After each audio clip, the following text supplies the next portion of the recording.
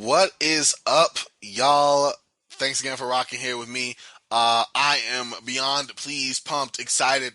Seriously, I am. I need to be more hyped, but I have a good friend, scout, just general all around NBA guy, Josh Earl. You're gonna hear a whole lot about Josh in the future. Big plans coming up. But in the meantime, between time, you can follow him on Twitter at 2RedJEarl. Got it. Two the number Red, REDJ, and then Earl, URL. Definitely make sure to check that out, especially with some stuff that's really going to be coming up down the pipeline real soon this year. So we're going to just go and dive into the offseason in large, in mass. We're looking at the lottery teams right now. We're going to do something of a two-parter here. Part one right now is going to be diving into questions that each of us have for these lottery teams.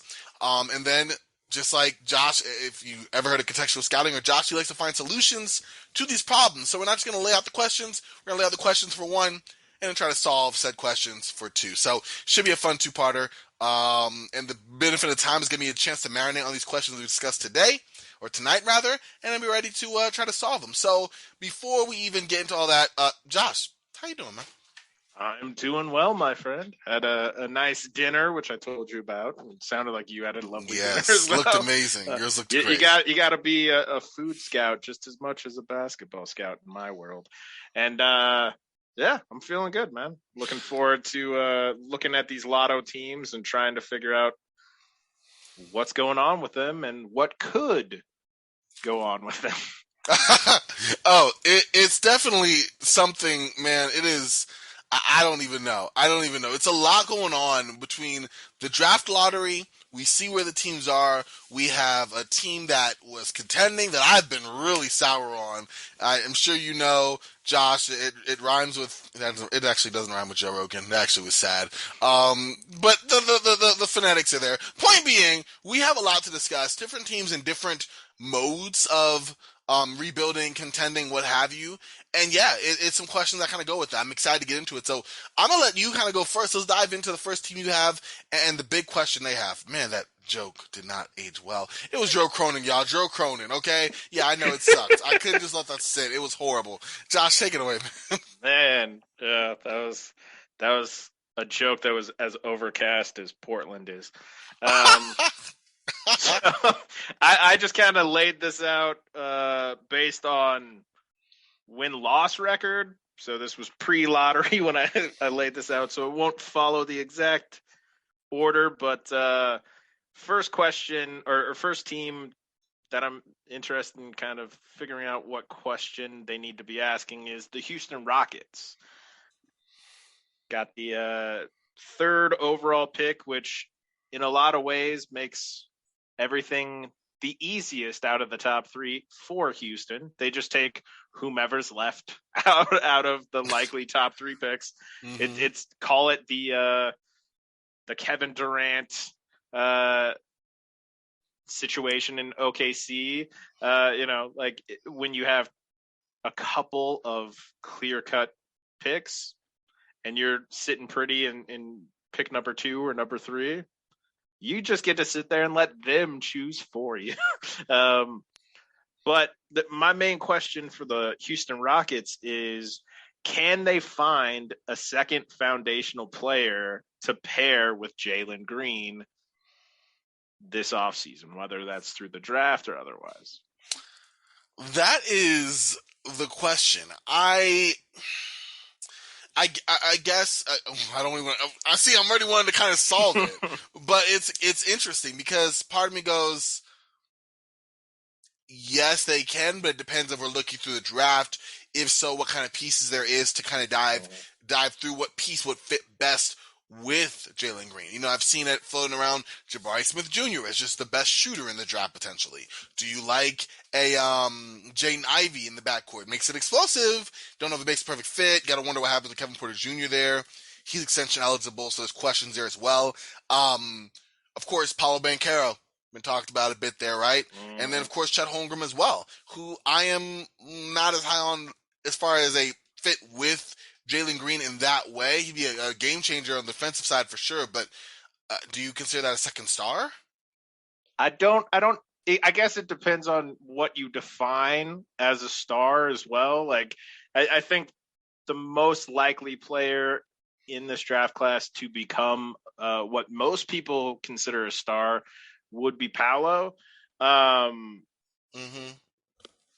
but the question is, like, are you trying to get as many? Are you trying to collect stars like trading cards, or are you trying to build an elite team? And you know who's gonna maybe the right selection isn't the person who's gonna have the best all-star odds themselves, but who's gonna help boost Shangoon and Green's all-star chances. Mm.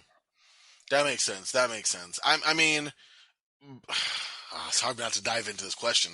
Do we think that that is Holmgren then? Because for me, it's Jabari or Paulo. But I'll tell you why. Oh, we should dive into this in a sec. I mean, Yeah, we'll dive into this we'll into dive into this part in two, part two. but Yeah, like it brings up a lot of interesting things to consider. Yeah. it does. It does. Wow. I love the way it's already going because you're right. Like in my head, instinctively, I'm like, let's dive into the draft, but maybe I will look up some free agency stuff. For me, my question is this: how far are we in terms of are the Rockets still are the Rockets ready for the next phase of development? That's what the question has. That's what my question is. Are the Rockets ready for the next phase of development? You still have Christian Wood on the roster. You still have Mm-hmm. Kevin Porter Jr. roster. For me, those players are more holdovers of this Eric last Gordon kind of too. Eric Gordon as well. Exactly. These guys are more holdovers of this last phase and not so much guys who will be on the next iteration of the Rockets. So you have to wonder, Kevin Porter Jr. is young enough, but is he a good fit? He's kind of typecast as point guard, not typecast. He likes the point guard role. He's in there, but I don't know per se if that's his best position. Is he someone that's going to be more of an ancillary player? Is he someone who could fit more in that role? Also, how much money do you afford to a guy like Kevin Porter who offensively, I would say okay, defensively growing. Is he a fit with Green? Look at Christian Wood. I guess similar questions, better, more accomplished offensively, a little bit of a, I don't want to say a hothead, but he's had some leadership, chemistry questions. I'll put it that way. Mm-hmm. Defensively, he's there, and then when you look at his age, 27, 28, he's more in a different bridge there. Whether that is more for a contending team or letting him go to free agency, that's a question as well. And then, of course, Eric Gordon, who we have kind of discussed ad nauseum in terms of the Rockets for the last 2 years since James Harden was jettisoned out, Mm-hmm. in terms of being a guy who is definitely from another era when they were contending basketball in his approaching mid 30s. A player who can offensively fill it up, although maybe not as prolific as years past. Defensively, he's a stout defender and is a much better fit on a contending team than he is on a Rocket squad. So that's my Yes. question. Just where are the Rockets? Are we sure that they are ready to continue the development? Or are we still in this extended phase one? It's a good question. I have to imagine that the Rockets are at least listening to offers for Eric Gordon, for Christian Wood, and maybe for Kevin Porter Jr. From what I understand, KPJ and Jalen Green are actually relatively close. Like Mm-hmm. they enjoy hanging out with each other and playing with each other. So like there's some additional potential concerns there if you do look to move him that could potentially upset your current foundational young player. Mm-hmm. And we know that planting those types of seeds is not something that typically works out for organizations down the line when these players Exactly. have an opportunity to put their foot down. um, so it'll be interesting, but I wouldn't be shocked if they go a little more tilted towards the youth development and youth focus and look to shift off at least from Wood and Gordon. But we'll see, I guess. We'll see. That's what I mean. And I guess does it happen I mean, this is a carry on question. It's not really a Mm-hmm. question, but like, depending on what the answer to that question is, do we see them continue to move off players in the offseason? Is a Christian Wood trade available? Can the Rockets maybe trade for like a second draft player opportunity? Guys like that. Like, where are they in that phase? Same thing with Eric Gordon. We're talking about his contract for 2.5 years now. Really, while James Harden was still on the squad. So Yep. if these guys are there, are they going to kind of help usher along this next phase? Or are they going to continue to carry on as they are? And, we kind of have the same uneasy balance of vets and young players like we did the year before with John Wall and DeMarcus Cousins and Kevin Porter Jr. And, it's this weird, not even balance. It's this unevenness that I want to see if the Rockets in their front office know, okay, where are we in terms of charting out our team's potentially upward trajectory? Yep. So yeah, throwing it back to you, Josh. You established the question. I mean, the team, and you have it ordered. So I guess we'll just go All from right. there. We'll go with the team that won the draft lottery, the Orlando Magic. Oh yes. And to me, this question's pretty obvious. Me too. I know what you're gonna say. What do they do with this number 1 overall pick?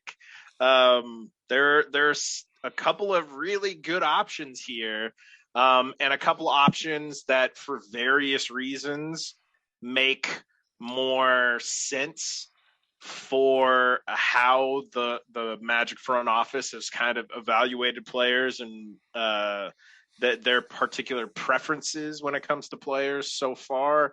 So there's a lot of interesting potential connections. I mean, we know Chet Holmgren played in high school with Jalen Suggs, and that he's freakishly long and has good defensive impact.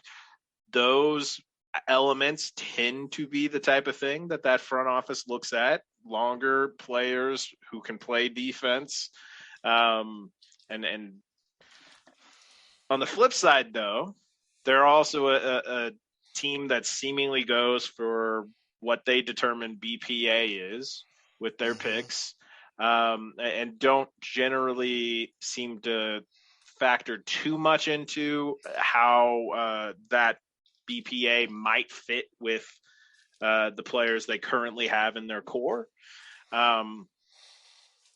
So it'll be very interesting to see what they go with the number 1 overall pick. And from what I hear, it's not like it's been decided already. There's no like, hey, we already got a Jabari Smith Orlando Magic jersey all made up and like ready to go, or so that their choice there will say a lot about what that front office thinks about the players they already have, and where they want to go, what they want to become as a team. I think you make an excellent point.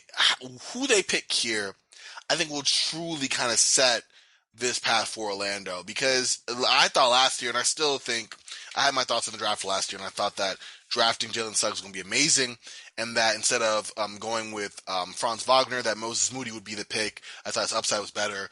His offensive floor, much more untapped. But looking at, I mean, Franz Wagner is a very solid pick, jack of all trades, and Jalen Suggs had a very rough rookie year. Which, can rookies bounce back? Yes, it's their rookie year, But Darius Garland had a really rough rookie year, and All-star now third he's year. a no doubt max level foundational player for the Cavs. Oh, absolutely. You said it. So, and that's 100% the case. So it's one of those things where it takes time. With that being said, if we bring in Chet, and this is again wherever you think personal philosophy in terms of draft and players and stuff like that, I don't think Chet is like the main offensive guy. You're still looking at a Jalen Suggs, or is a shooting Cole Anthony, who I think is more of a six-man better. You're still going to fit there. Now, then again, it goes back to what you think about Jabari Smith Jr., who I am in love with as a shooter, someone who fits General Manager John Hammond's length and switchability like a Chet would, but has a lot more portability in the offensive end, and someone I think could level up a little bit. Or there's Paolo Banchero, who doesn't actually fit either of those, but offensively is superior to both, and his passing is the best of the three. So again, this is a question we could dive into more tomorrow. I don't want to go too deep in it, but each of them have interesting layers to kind of explore and flesh out, and I'm pumped to do so. Yeah, I'm looking forward to seeing, and we'll touch on this next time, obviously, but do they go for the player who fills the greatest hole for them right now? Yes. Do they go for quote unquote like the safe pick who also has upside, or do they go for kind of the guy that fits that checks the most boxes for how they typically prefer their players? Yeah. So like it'll be interesting for sure. Absolutely, to see where these guys, yeah, exactly. And I'm like I said, this is one thing from a draft. I know we don't dive too super deep in the draft in our conversations, but for this specific question, I think it'll be interesting. Just from a bird's eye view, we can kind of see what these players kind of look like and how they could potentially fit, and that's exciting for sure. But yeah, now we're on to team number 3. Yep. We'll go with the Detroit Pistons. Detroit basketball. Sorry, okay. Yeah.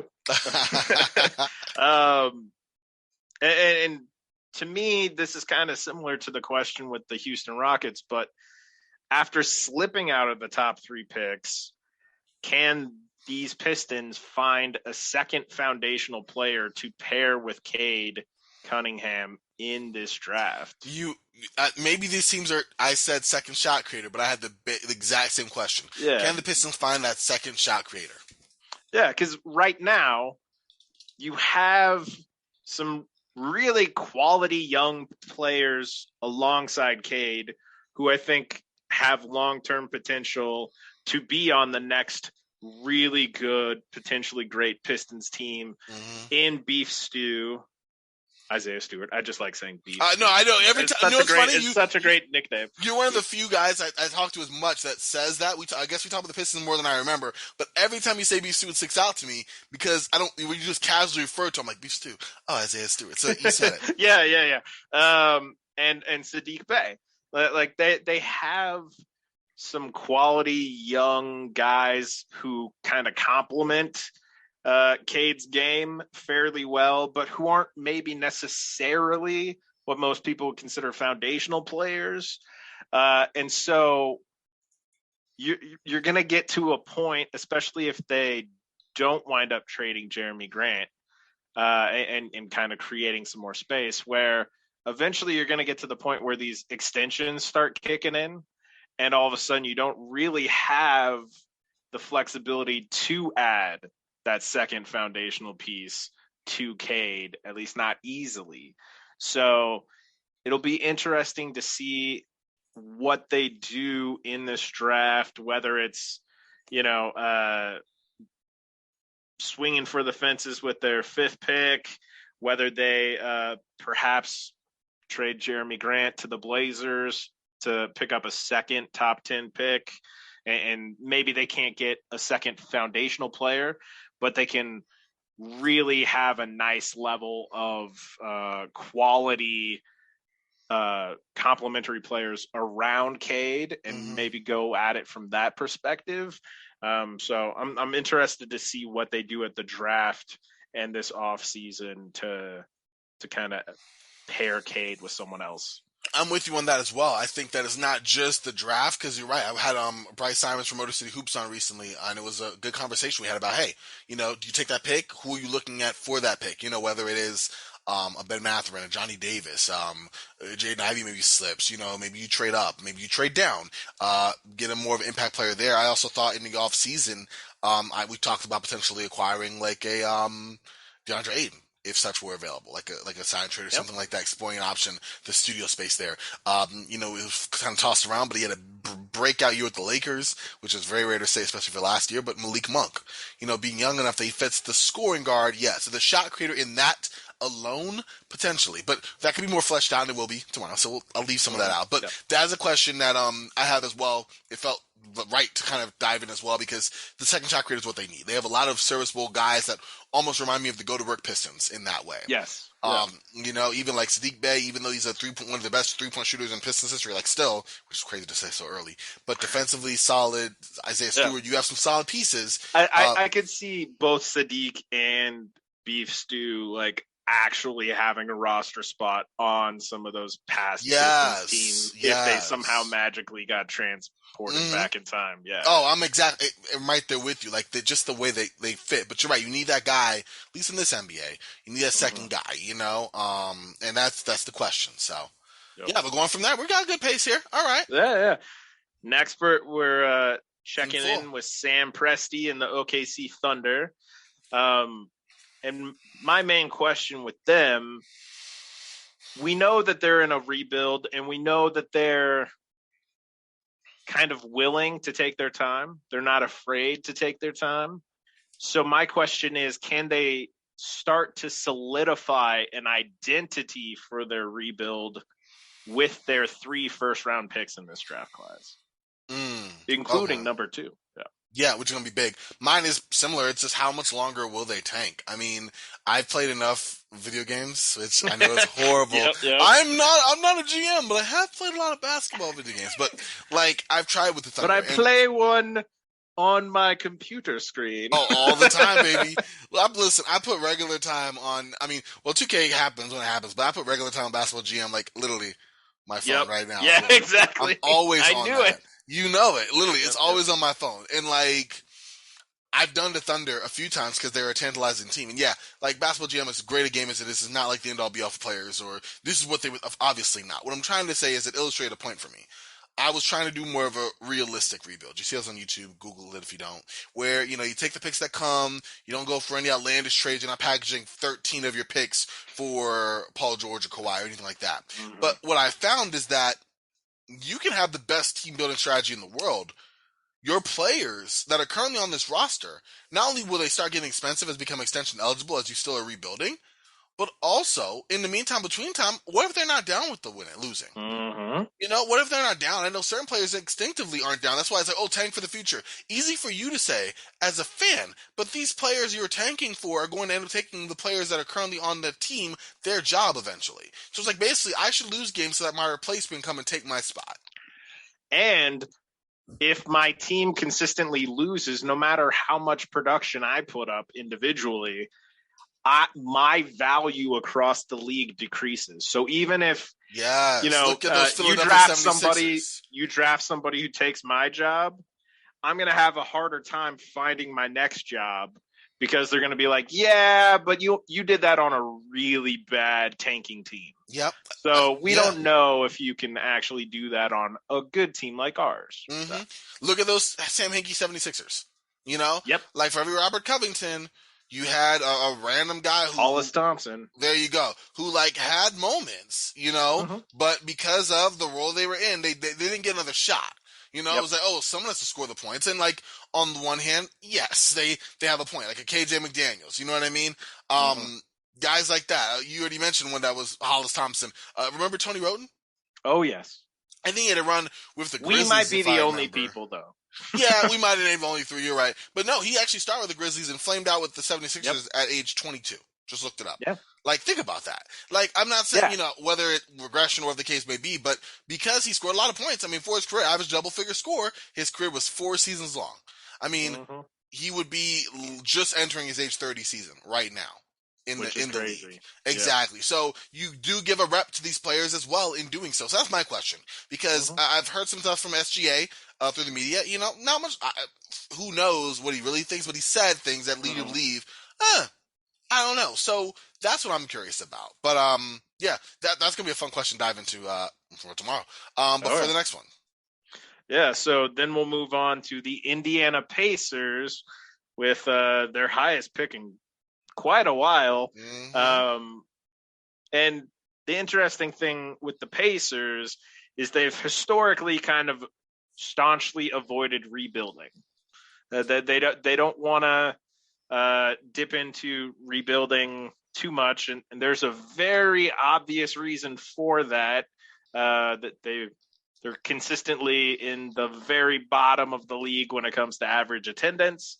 You spend when you're already in that situation, going into a hard rebuild, it puts a lot of strain on your finances and that sort of stuff. So my question is, how long does this front office have to quickly rebuild before Herb Simon decides to rebuild the Pacers front office? That's true. So how much time do the front office have buying themselves before? And that makes sense because you're right. Historically, also, Indiana's not been a team to blow it up like that. That's not in their nature. You know what I mean? They are a team that has been, kind of in that lesser part of the East. Yeah, and they've had some horrible losing seasons. But even if you look back on the rosters they had that were losing that many games, On theory, they were competitive. It was just injuries, superior Eastern Conference, etc. My question was a lot more of a specific one in this case, which is what's the plan of power forward for this team? Because Great question. where the Pacers are drafting, the top three guys are big guys who can swing between 4 and 5, and they will most likely all be gone by the time Indiana comes up. They will definitely be gone by the time Indy picks. Yeah. There you go. So you have that. Jalen Smith, more of a 5. Also restricted free agency awaits. Or actually, no, I'm sorry, unrestricted free agency. Yep. Because the Suns declined his option. Isaiah Jackson didn't really have a whole lot of time with the Pacers. When he did, mostly a big. TJ Warren, where he's at? Oh, wait, still with the Pacers, but he's been injured. For now. 4 games, exactly. Oh, free agency's awaiting him too, and he's had 4 games in 2 seasons. So, questions for all of that. Like, they're good on guard. I mean, Tyrese Halliburton, Chris Duarte. Yeah, can you always grab another guard? Sure. Jay Ivey, other guys, great. Ben Mather will be nice. I like Johnny Davis, but you have guys there. Center spot, I mean, listen, they said if they're ready to take Miles Turner off the trading block, NBA insider Mike Stern said that they might be. Well, then that's locked down. Small forward. You got Isaiah Jackson to play some backup. And that's true. Yep. Exactly. All the guys we just mentioned, I mean, everyone might have seen Warren, who, again, 4 games in 2 years in free agent. But if you bring back Jalen Smith, he's more of a 5. Yep. You bring in Isaiah Jackson, or Isaiah Jackson will be back. Again, like you said, plays more of a 5. So that's my question as well, especially since, to kind of piggyback off your point, this Pacer team isn't going to take it slow and try to rebuild. No, they want to be right back in that area, in that mix. So is it a stopgap in free agency? Is it trading up or down? We'll talk about that, but that's my question. Nope. Excellent question, and I think that is the hole in the lineup that they're most interested in plugging. They just didn't get the lottery luck to plug in one of the top 3 guys there. Yeah, absolutely, absolutely, and that is what it's unfortunate. I mean, you would think when you do go out that way for the first time that we might have seen some blatant tanking from Indiana, and even then they still play Tyrese Halliburton and other guys heavy minutes. So I don't want to say that, but they would get more of an impact player. They did not. So now the question is, how do we continue? Yep. Up next, we have my home state team and Corbin's favorite current front office, the Portland Trail Blazers.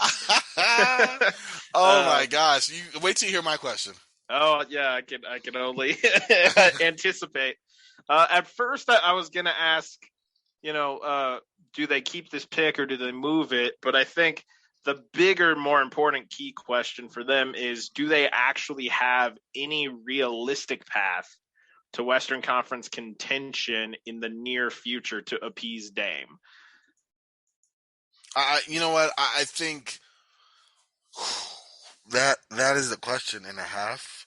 Seeing the hurt on Dame's face when they drafted 7th was not drafted 7th, but were slotted 7th hurt, because you could totally tell that he was like, "Wow, I sat through all of this, saw my best friend get traded, and all of that to not only not get a really good Pelicans pick, but also not get a difference maker, and not even close enough that you could say, wow, maybe one of these guys will fall to me." No, don't get it twisted. By any permutation, any match, it's not happening. We're going to get one of those guys. We're going to get a guy who's going to be a solid piece that might fit in. That's been the Blazers for years. So, yes, seeing that in his face, I was like, wow. Because your offseason, still got to re-sign Anthony Simons, regardless. Still got to figure out what to do with Yusef Nurkic in general. And now you have Dame. And now that question is resurfaced. It'd be a lot easier if you had a top pick, because you could either take that pick and just select it, or trade it if you thought it was a real difference maker. But now the question is, for me, it reminds me of this old TV show, Where in the World is Carmen Sandiego? I love that show. Yes. Yeah. It's a classic, the catchy theme and all of that. Yeah, banging theme. Exactly. So what in the world is the plan for the Blazers? That is my question, because I don't know. Clearly, I don't think it's hard to say the Blazers had many good players in history, but I think it'd be safe to say that Dame is probably one of the best, if not the best. Yeah. Blazer in front. It's so weird saying that of players that you are currently watching, when you've seen LeBron, easy. LeBron's the greatest Cal of all time. Yeah. There's no arguing that. If you ask me who the greatest Laker of all time, that's tough. The Blazers have just enough storied history, just enough guys like Bill Walton, like Walton, Drexler. Exactly. Even to a much lesser extent. They're not up there, but they're in a conversation. A Brandon Roy, a LaMarcus Aldridge, top 5, top 10. But who's the greatest Blazer of all time? Well, Bill Walton won a championship with them, so that should give you some respect. But and he an didn't, MVP. and MVP, but he didn't play But as long with the he didn't Blazers play as that those long. Yep. guys, and leaving Mm-hmm. wasn't great for him, right? Clyde Yep. Drexler played almost a decade with them, led the Mm-hmm. Blazers to 2 finals appearances. Yep.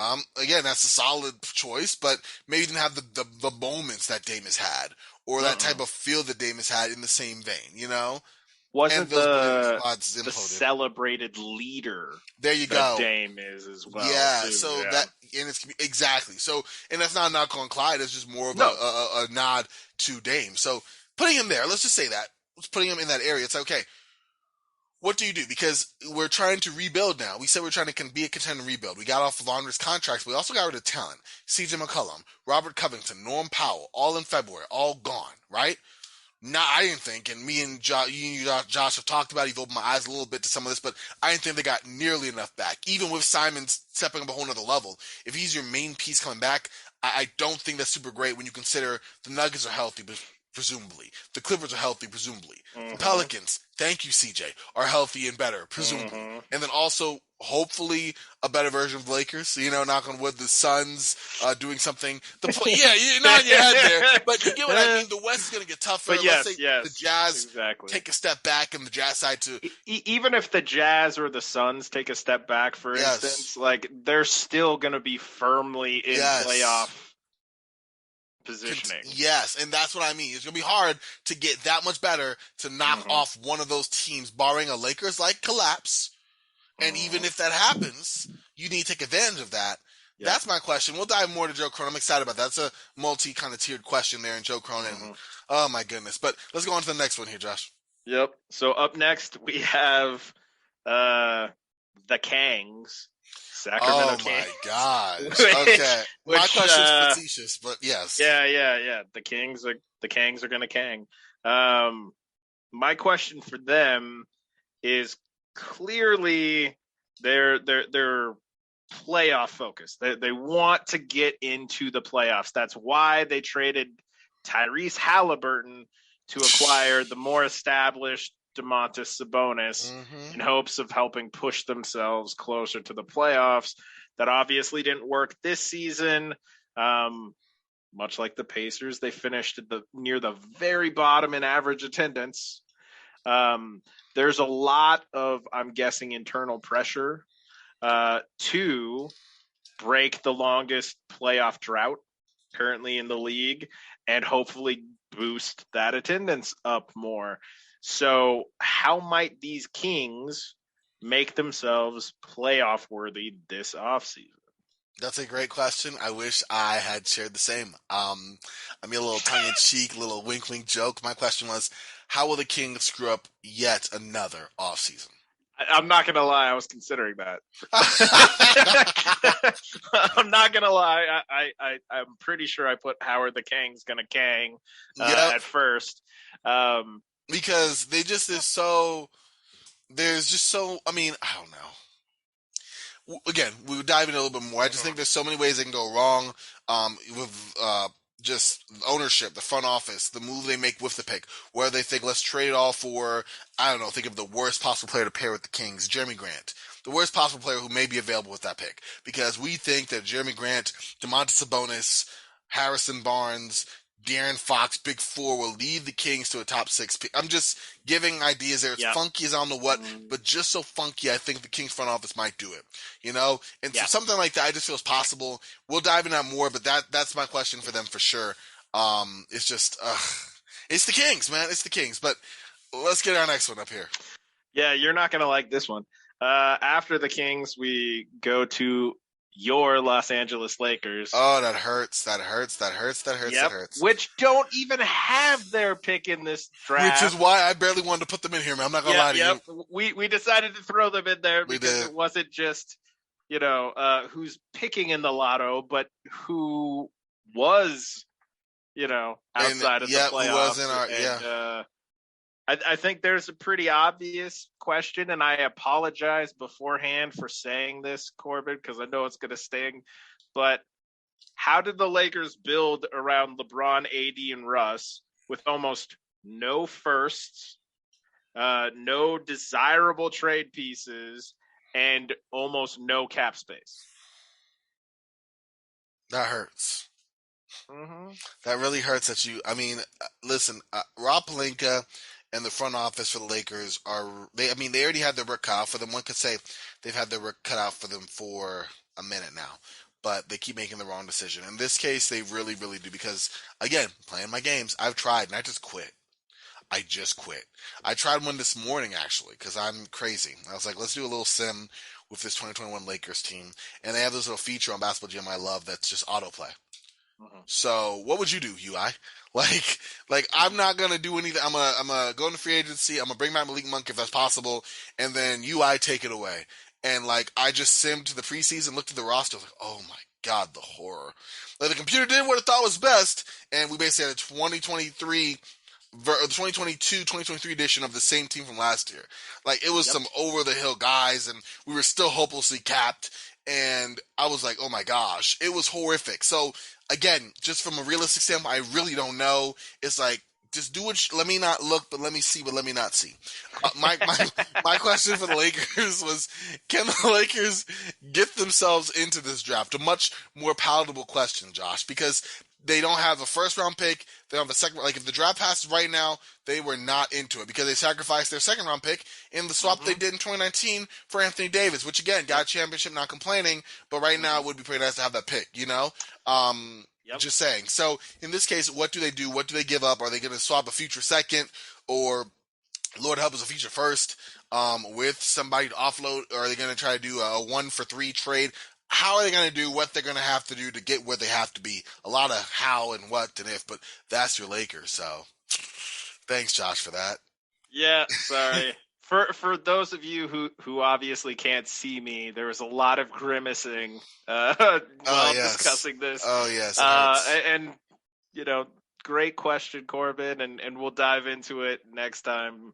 And I know that'll be a painful experience, but You know it. they're not in a very good position right now to actually make the necessary adjustments. They really aren't. And it hurts, but like they put themselves in this hole. And I Yep. think learning from you in this case is going to be really interesting because I do want to see, okay, how would a GM in this situation where they're hopelessly capped out? The talent is there, but it's short supply. And, you have to bring pieces around you that fit, that you can afford. And the players matching both of those is very, very small, somewhere between little and none. Mhm.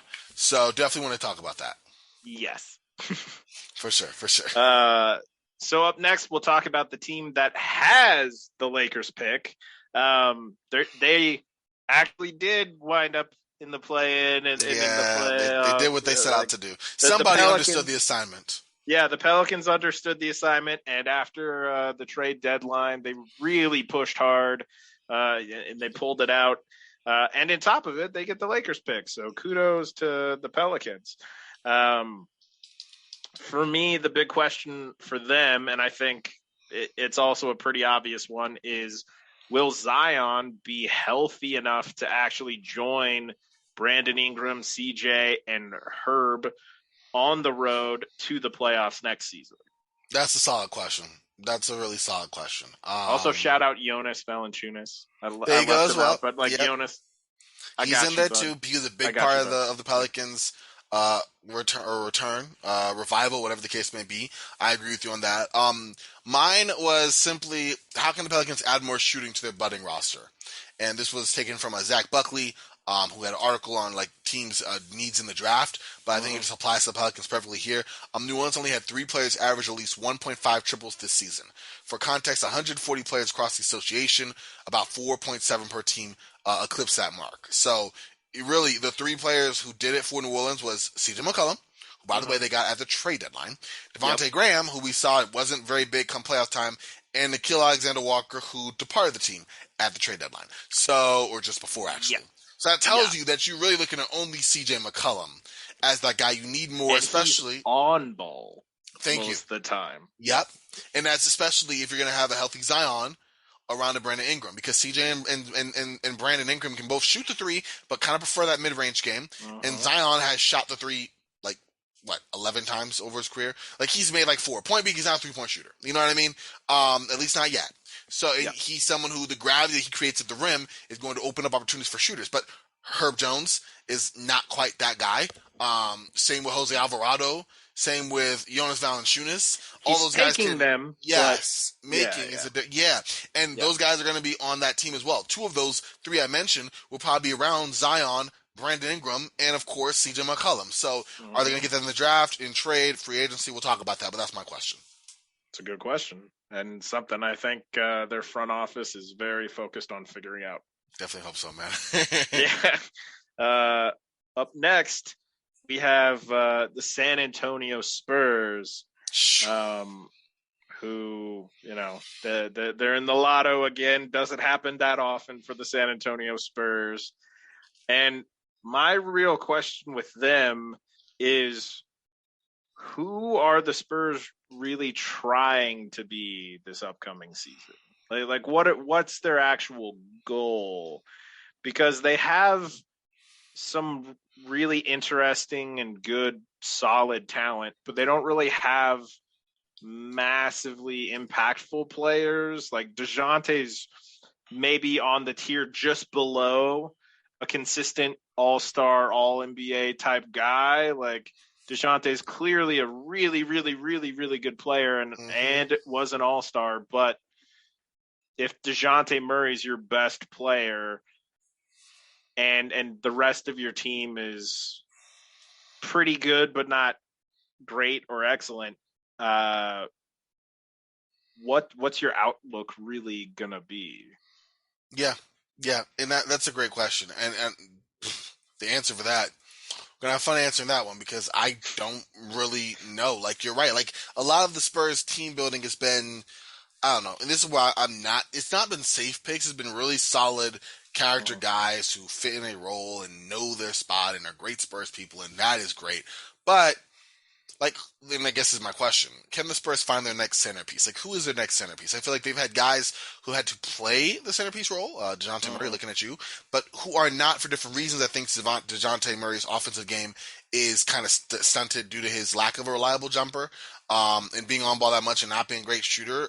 Isn't super great in terms of finding success. He's done an admirable job with what he has had, but like, it's just not what that is. At least not in this NBA. So, look at that. Keldon Johnson's had moments, but not that guy. Neither's Lonnie Walker, neither's Jakob Pertl. Look up and down the Spurs roster, and you won't find that player. Devin Vassell is very solid. Not that guy. So can the Spurs Mm-hmm. find their next centerpiece? And they're really hoping, I'm sure, to jump into the lottery. Not the jump, they're already in the lottery. Jump in the top four, top three to maybe get that guy. I mean, as unlikely as that might have been, to be able to go and possibly get a Banchero, a Jabari, a Chet. Like, those guys have been solid, but now they're back in the same phase where they were, but they already have enough players that fit that role from previous drafts in the same selection Mm-hmm. range. So, a Benedict Mathurin, nice solid piece. You already have Devin Vassell in the wings, You already have other Mm-hmm. guys taking that same type of role. So, another guard, look at that. You already have that. Power forward, you got that too. Center, now, mind you, with where Jakob Pertl is, potentially a good trade piece, contract situation coming up, that's nice, but the player you get is going to be more of a project guy who, yeah, the upside might Mm-hmm. be great, but, maybe not. Maybe a Jalen Durant. Not going to help you next year immensely. Same with Mm-hmm. Mark Williams, who's a little bit older. So that's the question there. Can the Spurs find their next centerpiece? I want to kind of go into that a little bit because I don't know if that answers through the draft, but I think it is worth exploring through free agency or trades. Either way, definitely Yes, something to kind of go into with you. they're going to be one of the teams that actually have cap space, meaningful cap space, which means they could potentially do some interesting stuff in free agency and trade realm, but we'll discuss that some more next time. Absolutely, absolutely. But we are getting over here. Okay, now we're on number Yep. 11. Yep. The Washington Wizards. Um, there's a very clear, glaring hole with Yep, the Wizards, yep. which I think we led have to the same my question.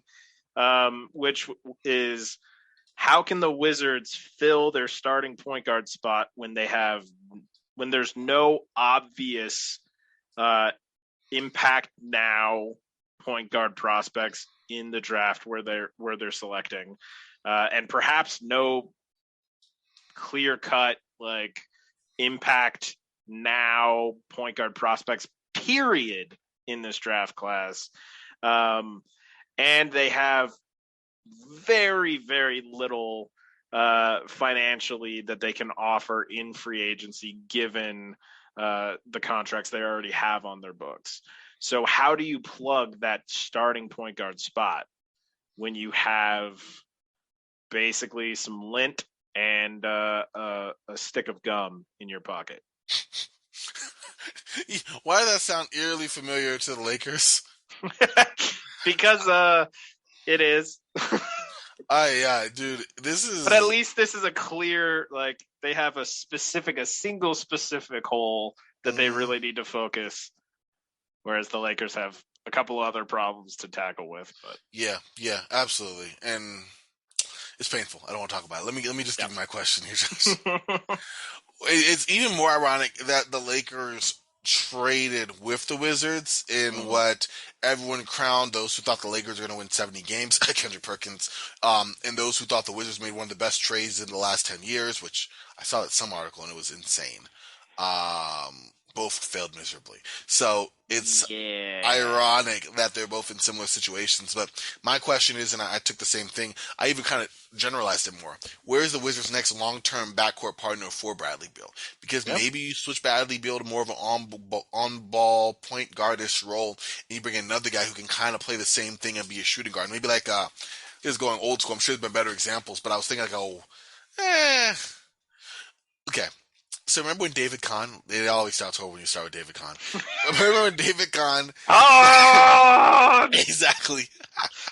When David Kahn suggested that he should draft Ricky Rubio and Johnny Flynn. Johnny Flynn because Mhm. they reminded him of the '70s Knicks with Walt Frazier and Earl Monroe, which sounds ridiculous, insane, and I understand it completely.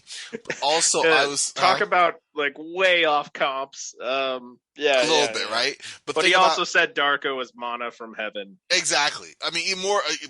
Lord have mercy. But even if we look at more, I don't even say modern examples. You had the Pistons back in the day with Mm-hmm. Isaiah Thomas, Joe Dumars, and Joe Yeah, Dumars actually playing point guard toward the end of his career almost yeah, exclusively. So both guys being able to swing back and forth, even to a more modern extent. We didn't see a whole lot of it. We're seeing it now after the trade.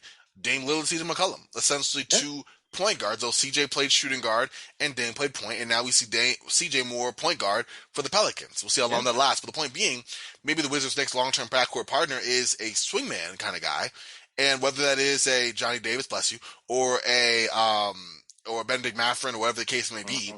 Bradley Beal plays more of the quote unquote point guard role as the main on ball kind of guard facilitator, like a Dwayne Wade, like a Kobe, where you had a point guard who really just sat in the corner anyway and shot the ball. Um, Whoever that is, where is that guy? Because we've already checked notes. Well, not Russell Westbrook, not Spencer Dinwiddie, not really anybody right now. Like, who do we have to fill that role?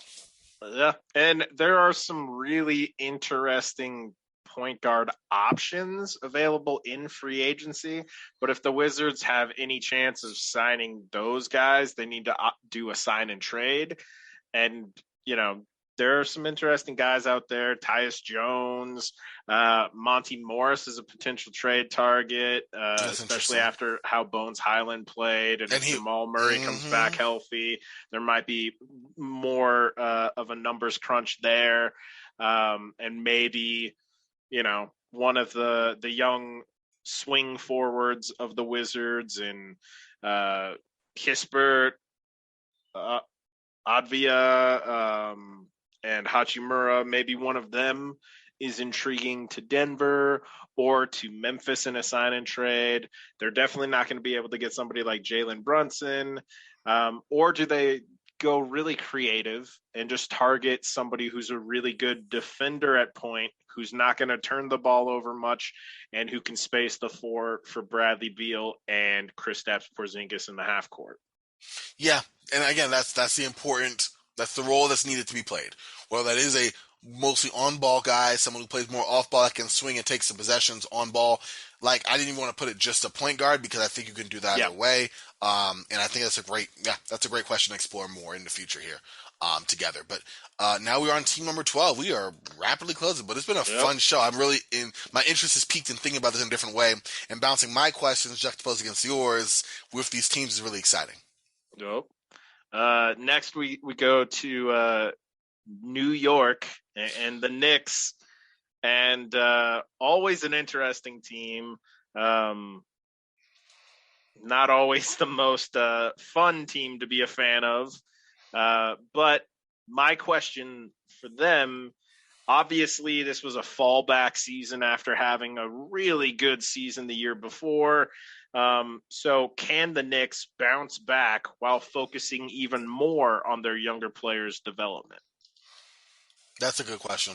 Long term wise too, because you do have a plethora of young guys who need to get time, need to grow, need to flourish in the roles, but you have vets like Julius Randle who are kind of in their prime. It really has echoes to the Christian Wood Mm-hmm. Rockets analogy we gave earlier in terms of a player who is going to take up usage, whether they need to or should be the main guy on the team.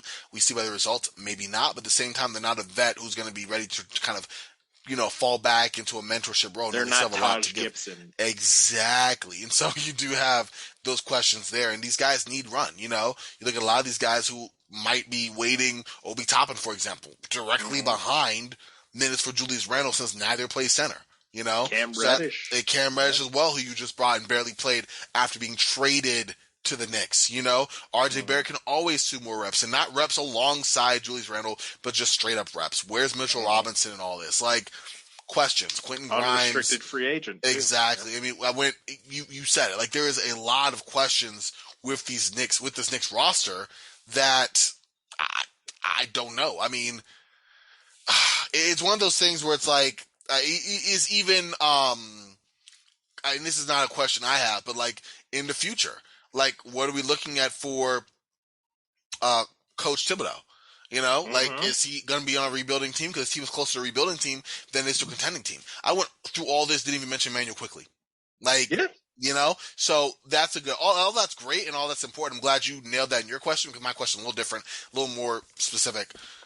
But just like we saw with the Wizards, I didn't do who's their next long term backcourt partner. Who's their next point guard, period? Yep. Like, I think at this point in time, the development between R.J. Barrett and Bradley Beal is different, and it should be. I mean, Bradley Beal's 29, almost 30. Um, R.J. Barrett's, 22, 23.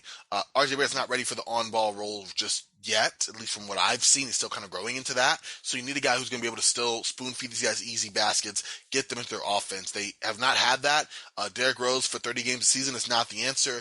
As I saw last year, neither is Kemba Walker, unfortunately, for Mm-mm. reasons just a mix of things. Neither, unfortunately, is forgetting his name now. He Quickly. played. No, quickly. I think can grow in that role for sure. I Okay. just don't know if he's there yet. Trying to remember who I have to else they look. I'm had. look. He played point guard for a variety, a large share of the minutes. I'm like, but he's not a point guard though, and it was just him. Alec Burks. There you go. Thank you, Mm-hmm. Alec Burks. Exactly. So, like, where's your guy there who can assume that usage and kind of get players involved? Who's your point guard there? Can you get through the draft? Are you targeting free agency? You mentioned that before. A lot of talk, Mm-hmm. obviously, all year with the Knicks and Jalen Brunson. Is he even that guy? Questions there. Mm-hmm. So Jalen's going to that's be mine. expensive, Yeah, and you'd probably need to pull off some sort of sign and trade. And even then, after this playoff performance that he's had so far, I have to imagine the Mavs are leaning towards matching on anything obvious for reasons. Jalen. And then do you shift to somebody like a Tyus Jones, who again is a starting caliber point guard, but is more of a caretaker type than necessarily the type that's gonna really puncture the defense a lot and create open looks for teammates off of him getting the defense collapsed. Um, they're going to be in an interesting spot. We'll see next time how we might tackle that for the Knicks. Oh man, I love the way you've been leading this next time. It's gonna be a great lead up when people listen and go, "Yep, we'll Mm-hmm. get to that." Yep. I love it. I'm excited just thinking about it. Okay. Yep. Up next, we have the Los Angeles Clippers.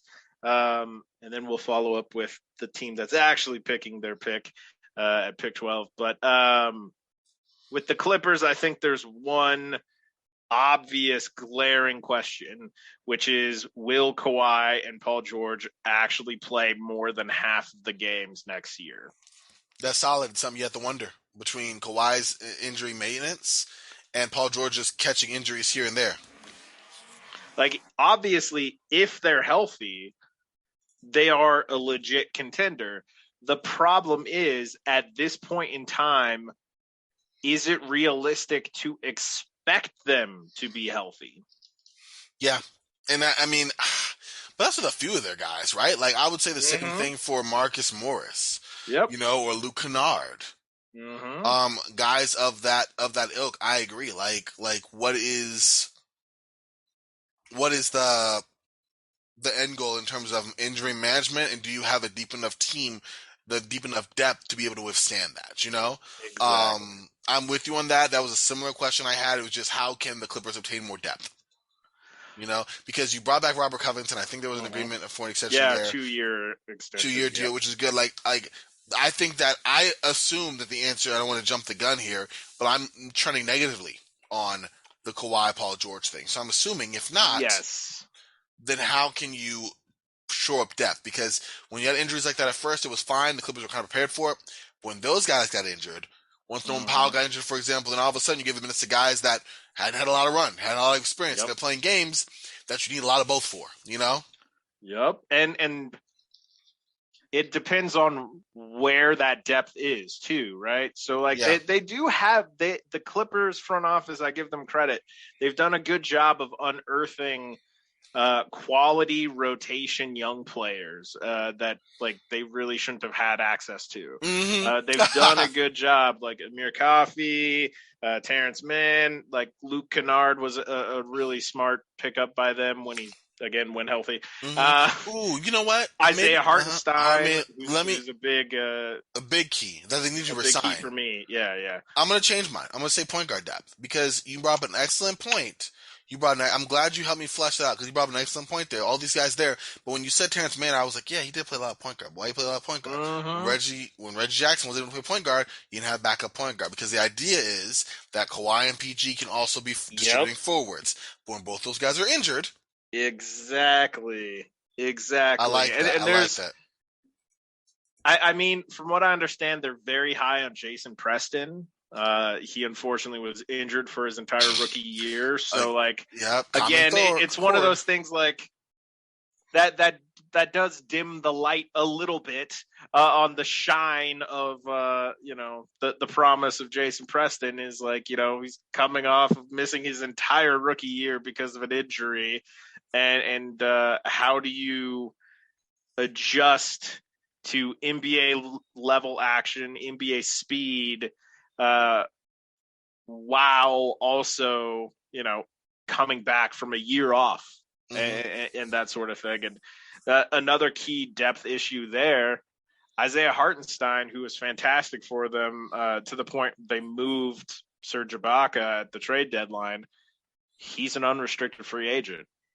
And as we'll discuss next time on some of these teams that need a center, there's a very good chance that the Clippers will be outpriced for keeping Isaiah Hartenstein, which would leave them with just Zubac as their true center in potential matchups with the thing. And obviously, they're set up to play small ball, space ball Hmm. pretty well. If they bring, they brought back Covington. They got if Morris is healthy, Nicholas Batum, they can do that. Yeah, they But can what withstand happens some if of it. they meet up against Nikola Jokic or Carl Anthony Towns Then they or have Anthony issues. Davis? Hmm. I mean, they won't. Sorry. No, but very funny, very funny.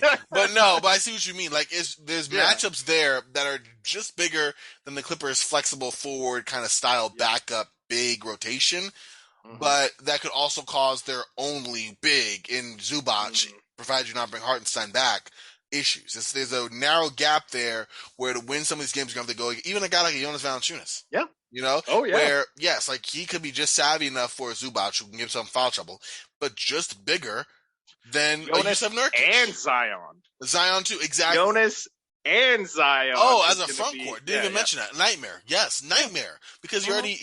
you're already using one of your forwards, and then you're gonna what? Kawhi's playing that? Ha! I don't Mm-hmm. know about that. In moments. Exactly. Paul George signing up, then it's just on size, and yeah, you have issues. I'm sure Robert Covington would get first crack at it, but Mm-hmm. the point being, Robert Covington's been one of his issues at first. We've seen that he performs admirably well against some of the bigs, but we saw in the 2020 season when he played with the Rockets as the center. It only worked so well for so long because at the end of the Mm-hmm. day, although he is a rangy 6'7", he is indeed just 6'7", and Yes. You know, centers are bigger than that. So, or just stronger like Yes. Zion. So yeah. Generally. Yep. hmm but yeah, that's a very very good question, and this team is another one that's gonna be interesting to kind of evaluate that one. We got what, Yeah. one more squad? Yes. Although we'll also address the Charlotte The Hornets, Charlotte, who yes. also shouldn't have been in the lottery, but they have the Clippers pick, and to me, like, there's a very, very, very key, obvious hole in the Charlotte Hornets, and that's at center. Um, they're like really bad in defensive field goal percentage, free throws per field goal attempts, and defensive rebounding. All things that a good defensive center can help you with. Um, the Hornets otherwise have been pretty good on in a lot of ways. They have an exciting young core with LaMelo Ball and Miles Bridges and maybe James Bouknight if he can ever actually get some playing time, which I think is partially why they're going with a new coach. Uh, um, hmm so there's room for them to actually make a really big leap and have a year like the Knicks had, the year before this one, have a year like the Cavs had, and so forth. This like shocking, like, wow, they actually made like a leap. That leap, yeah, Yes, astronomic leap. yes. And so my question is, which free agent center will Charlotte target in order to make that leap? And there's a lot of really interesting ones. Aiton's a restricted free agent. We already mentioned Mitchell Robinson with the Knicks is an unrestricted free agent. Uh, Isaiah Hartenstein, unrestricted free agent. And then there's Mo Bamba, another player who's going to be a restricted free agent, but given where Orlando's picking and who's likely in play for that first pick, Bamba might be available too. So that's four centers who were all 24 years oldish, um, who are hitting the market. And there's no team that's going to be more desperate for center help Than than the them. Hornets. That is true. I have the same question. It's just how will they acquire the starting center? Because I Mm-hmm. think that free agency, very Yep. good, right? But also around the mark where they're at, Jalen Duren could potentially be available. Mark Williams has been marked more in that range, and both those guys being young, being a specific archetype of a player, but yes, a much needed player that would legit be a center. Yeah, you're not getting the potential shooting of Mo Bamba or the Mm-hmm. potential all around play of DeAndre Ayton if that's possible. You mentioned even a Hartenstein, his passing touch, and other Mm-hmm. players' their own attributes, but you would be getting a starting center that fits the role that could grow with your younger core. Let's say you bring back Miles Bridges, you do have of course, LaMelo Ball. And in Aiton, I mean, not in Aiton, but in Jalen Duren, from what I've seen, there's a little bit of pass in there. His shot's not great looking, but he takes it a little bit, you know? Like, there is Yeah. some, I mean, the dude's 18, he should be going there's ways to do it. And in Mm-hmm. that way, you're somehow spending less money before a player who may potentially be that guy, you know? Yeah. And hmm obviously we'll dig into this a little further next time, but the trick is the Hornets don't just need one. Very They're true. going to need two, at Very true. least two Uh-huh. players who can fit that role so that you have 45 minutes of what they are missing the With it, most. well, here's my question: do you not see Mason Plumlee or PJ Washington as those guys? So I think Mason Plumlee's I don't, I overstretched as don't a think starter, I but don't think I don't think Plumlee's necessarily coming back unless like oh, they whiff. Well, like I don't think they'd be opposed to bringing Plumlee back, but I think they want an upgrade there. They're definitely not bringing Harrell back, yeah, but no, they like aren't. that's a hole that they need to plug. And I wouldn't be shocked if Plumlee winds up with one of those veteran teams that are trying to, like, I could see him being a vet min signing, like with the Lakers, for instance, or maybe going back to Denver to back up Jokic again. hmm Um, Well, isn't but Plumlee? I think Plumlee's still on contract, right? I thought, Yeah, he uh, still is. okay, I thought he was going to be expiring, or he might have a Non-guaranteed, unguaranteed, non-guaranteed for this. non-guaranteed. For 8 mil. Yep, that's a good one. Eight Non-guaranteed mil for is or is 8.5. Yeah, not a small chunk of change. that is true. That is, you make Yeah. a very good point. So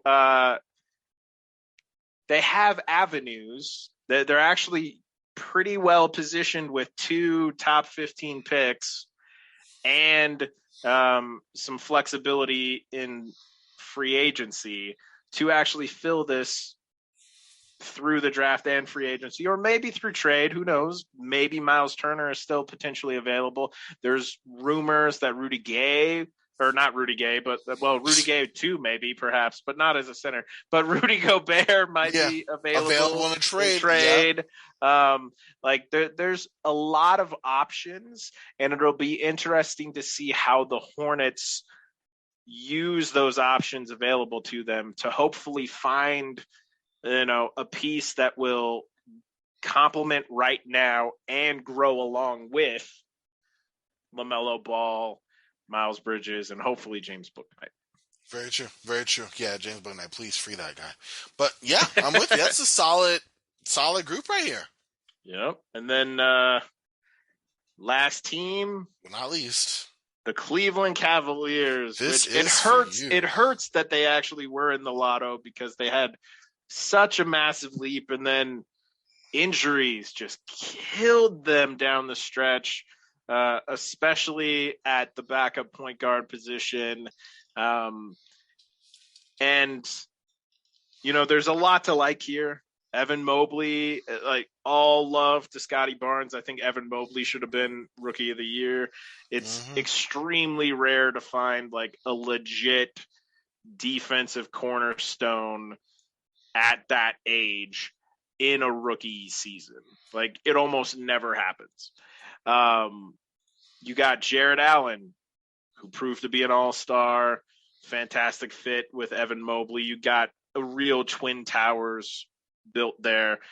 Darius Garland, we mentioned him earlier, going from a pretty bad rookie year, and now in year 3, he's not only an all-star, he might be one of the best young point guards in the entire league. There's a lot to like there. So my question is, how are they going to build upon this leap? That's a good question.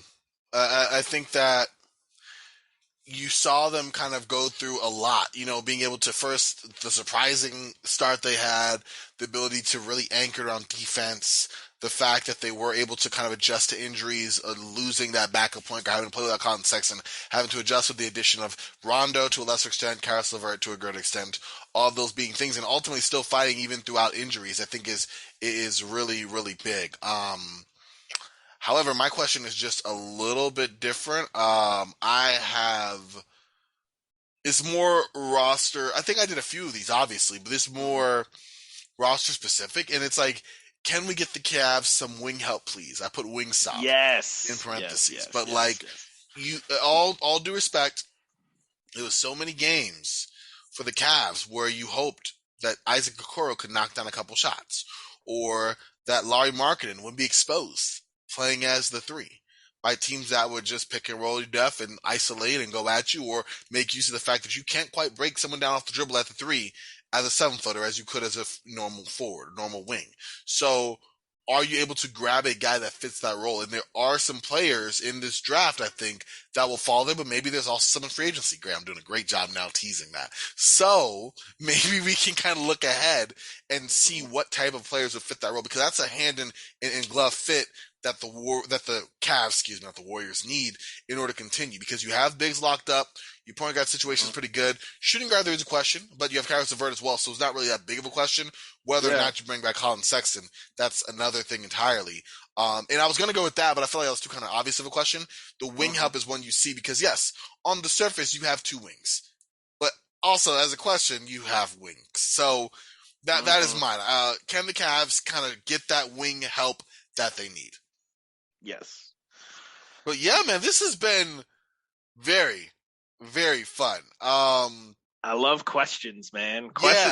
Sometimes I think questions are more fun than answers, and it's fun to kind of think about what questions these teams might be struggling with, the problems they're trying to solve. And I think when you put yourself in that headspace, you can really find a lot of interesting ideas, and out of the box thinking can come to you, because you're not just thinking of like, oh, well, what's the obvious solution? You're thinking of, well, what's the correct question to ask? Yeah. Yeah, exactly. And I think that this does open your mind in a way that I like that you did that, because you're right. It's not just what I'm used to, which is okay, questions, all these questions. But then, okay, now how would I in each individual shoe, and not just video game management, but like actively seeing a problem, isolating that, and trying to do my best with what I know from team building and lessons learned from yourself and just others, SB, all these other resources I've had to kind of shape my NBA worldview in that way. So I'm excited to kind of come back to you, reconnect with you here on this soon, Josh, and answer these questions. The both of us, each of our questions. It should be definitely a fun experiment here. The fun thought Oh yeah, exercise. looking forward to it, my friend. Definitely, man. As always. Thank you. I want to say for coming back on here, Josh, and doing this. It'll be just fun to finish it, but I do appreciate your time as always. And I appreciate you inviting me to play in this basketball playground Oh, that it's awesome, man. It's the we get best. to play in. It's the best. I love it. But I want to say, check out Josh. Please do. Like, stuff coming up on Josh is going to be great.